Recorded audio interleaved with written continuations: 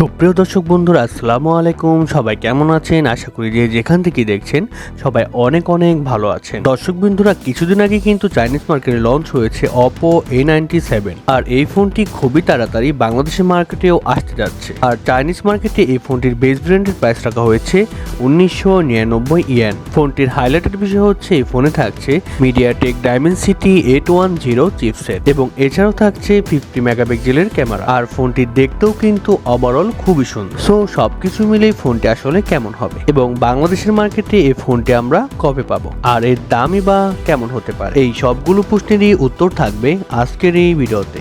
আর আমি প্রতিবারের মতো আপনাদের সাথে আছি মোহাম্মদ পলাশ এবং আপনারা দেখছেন ডটপিন চ্যানেল।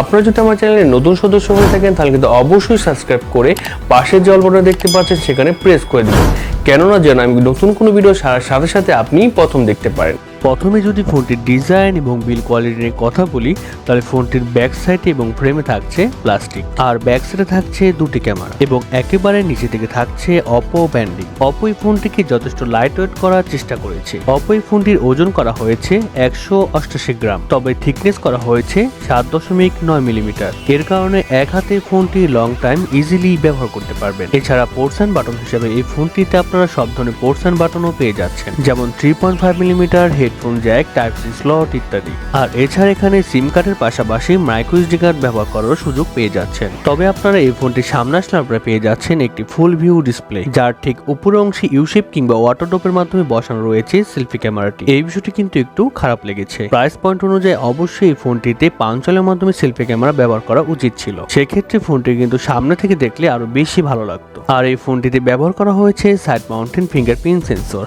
যা যথেষ্ট ফাস্ট এবং অ্যাকুরেট বলে জানতে পেরেছি। ফোনটি মার্কেটে দুটি কালার ভেরিয়েন্টে পাওয়া যাবে, একটি হলো ব্ল্যাক এবং আরেকটি হলো ব্লু। সো ওভারঅল সবকিছু মিলে ফোনটির ডিজাইন এবং বিল কোয়ালিটি আপনাদের কাছে কেমন লেগেছে কমেন্ট করে আপনাদের মূল্যবান মতামত অবশ্যই জানাবেন। ডিসপ্লে নিয়ে কথা বলতে গেলে ফোনে থাকছে 6.6 ইঞ্চির একটি IPS LCD প্যানেল, যার রেজলিউশন হিসেবে থাকছে 1080x2405 পিক্সেল এবং আরো থাকছে 400 ppi ডেনসিটি। এর কারণে ডিসপ্লের টাচ রেসপন্স কিন্তু মোটামুটি ভালোই হবে। তবে Oppo যেহেতু IPS প্যানেল ব্যবহার করেছে, সেক্ষেত্রে এখানে 120 হার্টজের রিফ্রেশ রেট দিলে অনেকটা বেটার হতো। আর IPS প্যানেল হওয়া সত্ত্বেও এই ডিসপ্লেতে যে কোনো কন্টেন্ট প্লে করলে ডিসপ্লেতে শার্পনেসের ঘাটতি ততটা ফিল করবেন না। ডিসপ্লের কালার কোয়ালিটিও মোটামুটি ভালোই হবে। আর আউটডোরে যখন আপনি ফোনটি ব্যবহার করবেন তখন ডিসপ্লেতে ব্রাইটনেসের ঘাটতিও খুব একটা লক্ষ্য করবেন না, ডিসপ্লে যথেষ্ট ব্রাইট হবে।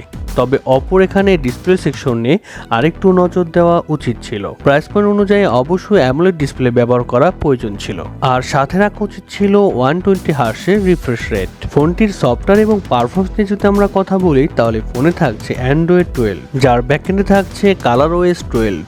তারপর যদি ফোনটির আমরা চিপসেট নিয়ে কথা বলি, তাহলে আমি আগেই বলেছি ফোনটিতে চিপসেট হিসেবে থাকছে MediaTek Dimensity 810 চিপসেট, যা একটি 5G চিপসেট। আর এই চিপসেটটি মূলত 6 ন্যানোমিটার আর্কিটেকচার তৈরি করা একটি Octa-core প্রসেসর, আর জিপিইউ হিসেবে থাকছে Mali G57 MC2।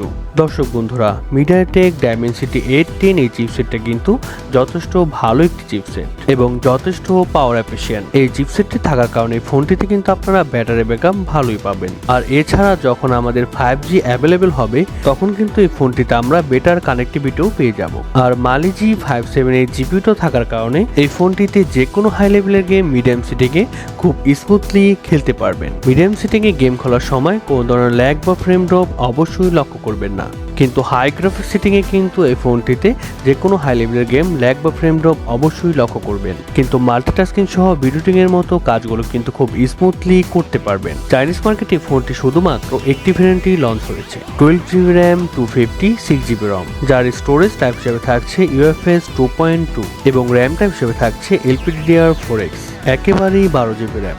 ভাবা যায় पेलीची नागिन निकाली मुन्ना पे डोळा लागला। তারপর ফোনটির ক্যামেরা সেকশনে কথা বলতে গেলে ফোনটির ব্যাক সাইডে থাকছে দুটি ক্যামেরা, যার মেইন সেন্সর হিসেবে থাকছে 48 মেগাপিক্সেলের একটি ওয়াইড সেন্সর এবং সেকেন্ডে থাকছে 2 মেগাপিক্সেলের একটি ডেপথ সেন্সর, যা f2.4 অ্যাপারচার।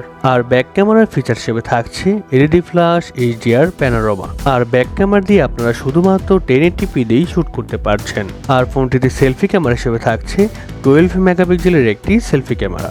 আর সেলফি ক্যামেরা দিয়ে আপনারা 1080p দিয়েই শুট করতে পারছেন। ফটো কোয়ালিটির কথা বলতে গেলে ফোনটির ব্যাক ক্যামেরার মেইন সেন্সরের ফটো কোয়ালিটি মোটামুটি ভালোই হবে। এবার আমাদের দেখার পালা বাস্তব অভিজ্ঞতায় ফোনটির ফটো কোয়ালিটি এবং ভিডিও কোয়ালিটি কতটা বেটার হয়। ফোনটির আরেকটি ভালো ব্যাপার হচ্ছে ফোনে থাকছে স্টেরিও স্পিকার সিস্টেম। এর কারণে ফোনটির অডিও কোয়ালিটি কিন্তু খুবই ভালো হবে।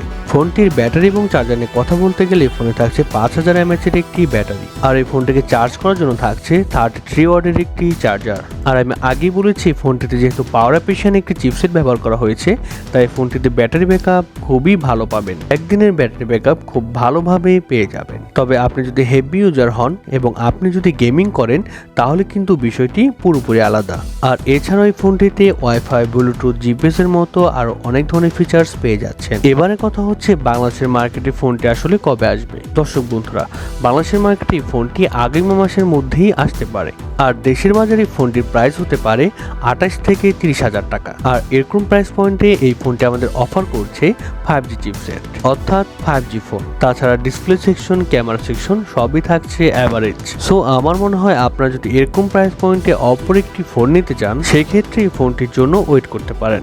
আর তাছাড়া যদি আপনারা এরকম প্রাইস পয়েন্টে একটি ভ্যালু ফর মানি ফোন নিতে চান সেক্ষেত্রে মার্কেটে এখন অনেক ফোন রয়েছে, আপনারা সেই ফোনগুলো কিন্তু দেখতে পারেন। প্রিয় দর্শক, আশা করি Oppo A97 5G ফোনটি সম্পর্কে আপনারা বিস্তারিত বুঝতে পেরেছেন।